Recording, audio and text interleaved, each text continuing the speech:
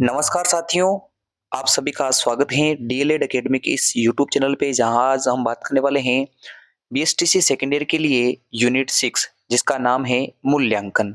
यह यूनिट 8 अंक की है। अब ये 8 अंक आपके पूरे कैसे आएंगे? तो इस यूनिट में से 6 अंक तक के जो जितने भी प्रश्न आएंगे और आ चुके हैं और जो आ सकते हैं उन सभी को तो मैं यहाँ अच्छे से क्लियर करवा दूंगा। बाकी जो 2 नंबर आपके बचेंगे वो आपको खुद पढ़ने हैं। वो पढ़ने हैं आपको, एक तो एमसीक्यूज़ जो आपकी सीरीज में दे रखे हैं वो, और एक-एक नंबर के अति लघुत्रात्मक प्रश्न हैं जो सिंगल लाइन में हैं, जैसे आकलन क्या होता है, सतत व्यापक मूल्यांकन क्या है, रचनात्मक आकलन की छोटी-सी परिभाषा और रूब्रिक्स की छोटी-सी परिभाषा। तो आप खुद पढ़ लीजिएगा। 10-12 क्वेश्चन हैं एमसीक्यू और 10-12 ही आपके छोटे-छोटे प्रश्न हैं, तो आप 2 नंबर वहाँ अच्छे से प्राप्त कर सकते हो। बाकी जो 6 नंबर हैं, वो इस वीडियो को पूरा देख लीजिए आप, इस यूनिट को पूरे से अच्छे से पढ़ लीजिए।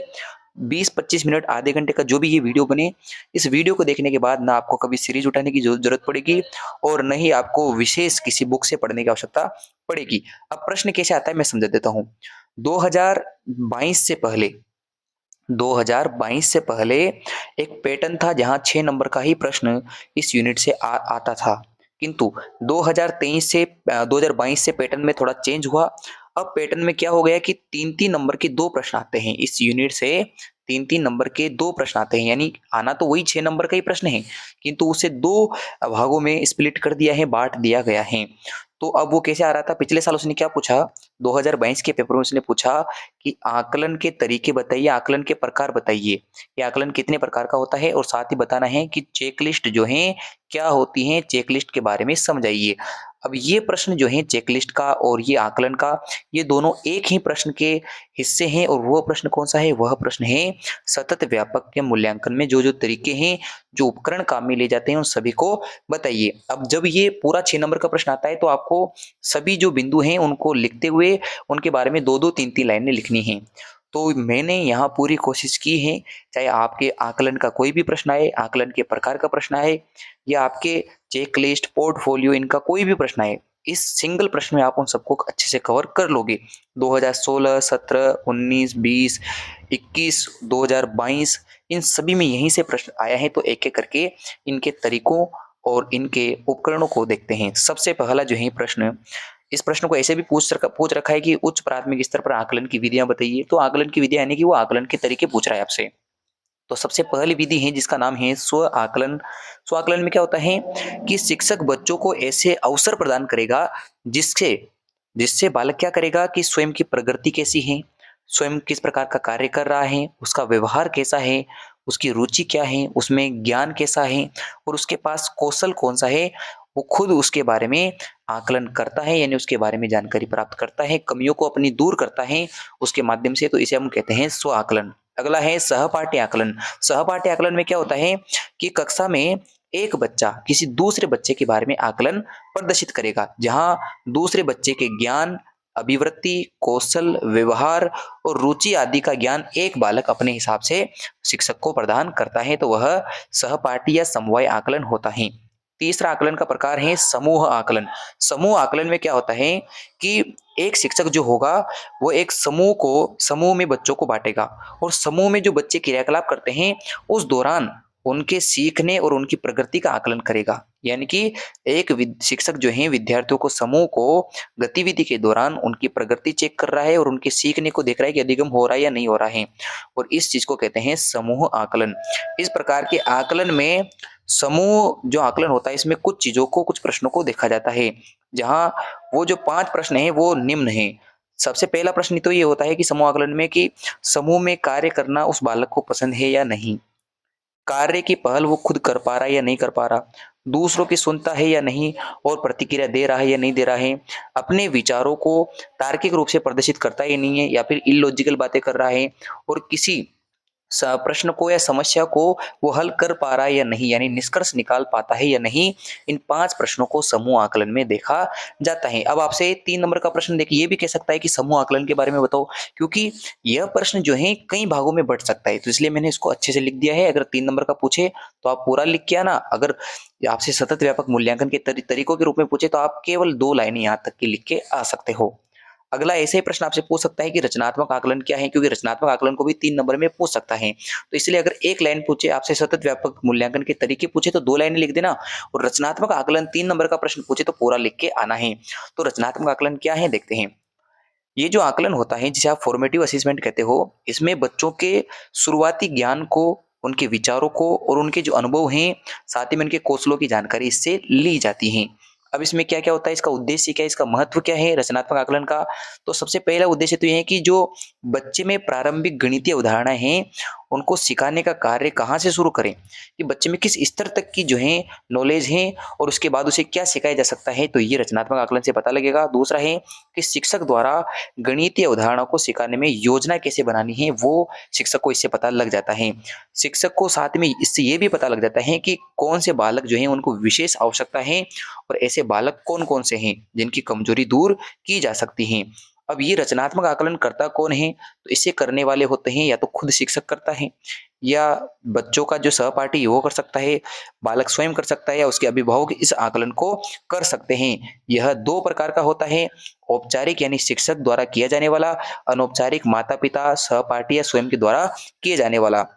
अब रचनात्मक आकलन जो है प्रभावी कैसे बन सकता है? तो रचनात्मक आकलन को प्रभावी बनाने का सबसे बढ़िया तरीका है कि फीडबैक लेते रहिए।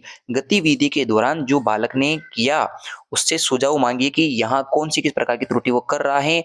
प्रतिपुष्टि फीडबैक लेते रहिए और उस फीडबैक के ज़रिए उसमें सुधार करवाते रहिए ताकि उसकी जो गलतियाँ हैं वो अगली बार रिपीट ना हो। और इस आकलन को क्या-क्या कहा जाता है? तो बच्चे का निरंतर विकास, रेगुलर जो है डेवलपमेंट इसमें होता रहता है। त्रुटियों को दूर करके तो इसे विकासात्मक आकलन कहा गया और आधारभूत आकलन है क्योंकि बेसिक से शुरुआत करके उसको अच्छा डेवलपमेंट प्रदान करने का कार्य इसी आकलन में होता है। अब अगला आकलन का प्रकार आता है योगात्मक आकलन। यदि यहाँ से 3 नंबर का प्रश्न है तो आपको पूरा लिख के आना है और अगर ये ऊपर वाले प्रश्न का ही हिस्सा है तो आप इसकी 2 लाइनें लिख के आइएगा। तो इसकी परिभाषा देख लेते हैं कि ये है क्या?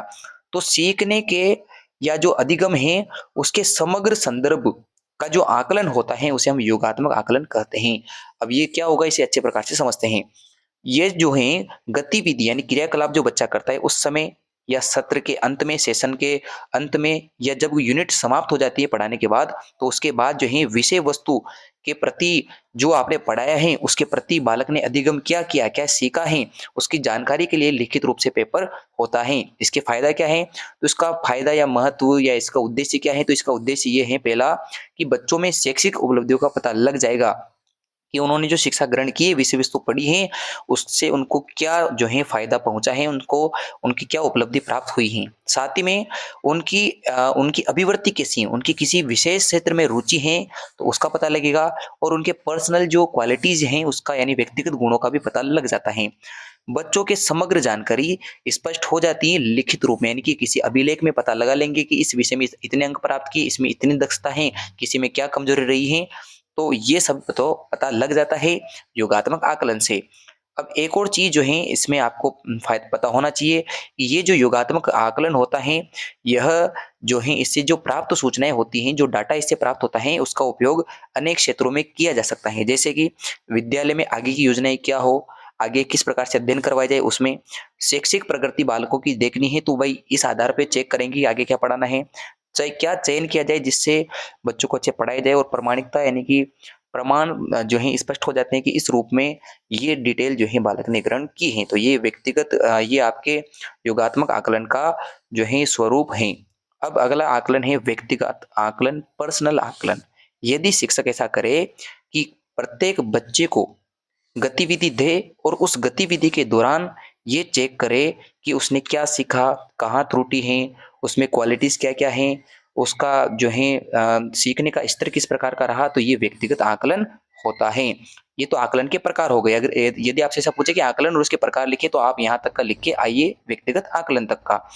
यदि आपसे पूछे कि अवलोकन और साक्षात्कार क्या है, इंटरव्यू और ऑब्जर्वेशन क्या है, तो इसको देखते हैं। साक्षात्कार में क्या होता है कि जो शिक्षक होता है वो बच्चों से पर्सनल रूप से बात करता है और उनसे कुछ कार्य करवाता है जिससे उनको पता लगता है कि इस बालक में पर्टिकुलर ये अच्छी क्वालिटी है और ये इसकी कमजोरी है। तो यह साक्षात्कार लेना होता है इंटरव्यू। उसके बाद है ऑब्जर्वेशन, अवलोकन क्या होगा? अवलोकन आकलन का एक महत्वपूर्ण टेक्निक है। यानी आकलन करने की सबसे अच्छी प्रमुख प्रविधि जिसे हम टेक्निक कह सकते हैं तो वह है आपका अवलोकन। अब जिसमें क्या होता है कि जब अधिगम प्रक्रिया यानी सीखने सिखाने की प्रक्रिया होती है उस दौरान विद्यालय में जो गतिविधियां करवाई जा रही हैं जैसे प्रार्थना सभा, खेल खिलवाए जा रहा है, बाल सभाएं हो रही हैं, सांस्कृतिक कार्यक्रम होता है, राष्ट्रीय पर्व होता है, जयंतियां जो मनाई जाती हैं, इस दौरान बच्चों की भागीदारी कैसी रही, बच्चों ने क्या-क्या सीखा, उनकी दूसरों के प्रति सहयोगात्मक भावना कैसी रही, इन सभी को जो है देखा जा रहा है। तो यानी आकलन में यदि टीचर ऑब्जर्व कर रहा है तो ये अवलोकन कहलाता है। आगे हम देखते हैं जो इस साल 2022 में पूछा था तो मुझे नहीं लग रहा है कि इस साल चेकलिस्ट पूछेगा। इस साल आप पोर्टफोलियो याद करके जरूर जाइएगा। पोर्टफोलियो, रचनात्मक आकलन, योगात्मक आकलन में से प्रश्न पूछने की पूरी संभावना है। अब चेकलिस्ट समझ लेते हैं। वैसे 2022 में आ चुका है, इसका मतलब ये नहीं कि हम इसे नहीं पढ़ेंगे, हम इसे पूरा अच्छे से पढ़ रहे हैं। चेकलिस्ट क्या होता है देखिए कि शिक्षण अधिगम यानी सीखने सिखाने की प्रक्रिया के दौरान बच्चों में कुछ विशिष्ट योग्यताओं को या विशिष्ट व्यवहार को जो है नोटिस किया जाता है और उनको नोटिस करके एक लिस्ट में लिखा जाता है कि इसके अंदर क्या क्या क्वालिटीज हैं, तो उसे हम चेकलिस्ट कहते हैं। इसका प्रयोग कहाँ करते हैं तो ये एक ऐसी सटीक जांच सूची है जिसमें सिस्टमेटिक हम पता कर पाते हैं कि सीखने की प्रक्रिया में क्या क्या चीजें आवश्यक हैं।